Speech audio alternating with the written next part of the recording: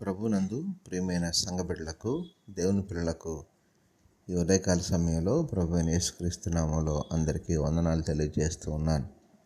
గడిచిన రోజు నుంచి ఈ రోజు వరకు దేవుడు మనకు తోడుగా ఉండి ఆయన కాపుదల మనతో ఉంచి ఈ ఉదయకాల సమయంలో ఆయన స్తుతించుకోవడానికి ప్రభు ఇచ్చిన మంచి అవకాశాన్ని బట్టి దేవునికి మహిమ, ఘనత, ప్రభావాలు కలుగును గాక. ఆమెన్. అనుదిన వాక్యాహారం ద్వారా ఈరోజు దేవుడు మనకిస్తున్న వాక్య వాగ్దానం, జ్ఞానమును తెలివిను నీకు ఇయ్యబడును, ఐశ్వర్యమును సొమ్మును ఘనతను నీకు ఇచ్చుదను అని 2వ దినవృత్తాంతాలు 1వ అధ్యాయం 12వ వచనంలో మనం చూస్తూ ఉన్నాం. దేవునికి మహిమ కలుగును గాక. ప్రియమైన దేవుని పిల్లలారా, ఈ మాటలు మనం చూసినట్లయితే దేవుడు తన పిల్లలమైనటువంటి మనకు ఆయన సంపూర్ణమైనటువంటి జ్ఞానాన్ని అనుగ్రహిస్తాను అని మాటలో కనపరుస్తూ ఉన్నారు.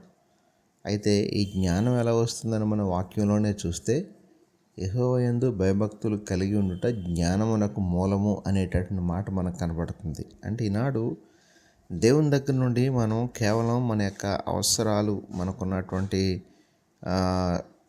కోరికలు అవి మాత్రం అడగటం మాత్రమే కాదు, కానీ దేవుణ్ణి మనం అడిగినట్లయితే, దేవా నాకు జ్ఞానము కావాలి అని మనం అడిగినట్లయితే ఇక్కడ ప్రభువు చెప్తున్నారు, జ్ఞానము ఇవ్వబడుతుంది. జ్ఞానంతో పాటుగా ఐశ్వర్యము, సొమ్ము, ఘనతను కూడా నీకు ఇస్తానని ప్రభువు సెలవిస్తున్నారు. దేవునికి మహిమ కలుగును గాక.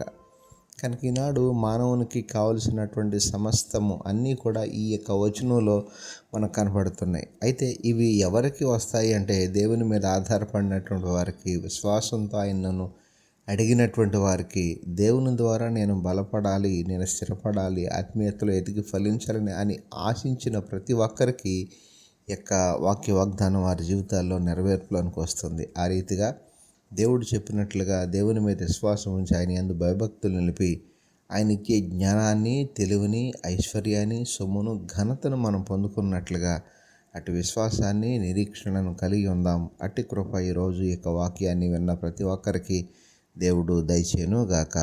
ఆమెన్. ప్రార్థనలో ఏకీభవించండి. పరిశుద్ధుడైన మా దేవ, ప్రేమగల మా తండ్రి, ఈ ఉదయకాల సమయంలో మరొకసారి మీ శ్రేష్టమైన ఉన్నతమైన నామానికి వందనాలు, స్తోత్రాలు చెల్లిస్తున్నాం. ప్రభువా, ఈ రోజంతా మీరే మాకు తోడుగా ఉండి సహాయం చేసి నడిపించండి తండ్రి. ఈరోజు మా యొక్క పనుల్లో, మా చేతి పనుల్లో, మా రాకపోకల్లో, మరి ఉద్యోగాలన్నిటిలో తోడుగా ఉండి సహాయం చేసి నడిపించండి. ఈరోజు పుట్టినరోజు, పెళ్లిరోజు జరుపుకున్న బిడ్డలు ఎవరైతే ఉన్నారో వారందరినీ పేరు పేరున దీవించి ఆశీర్వదించమని యేసు పరిశుద్ధ నామమున అడిగి వేడుకొనుచున్నాము తండ్రి.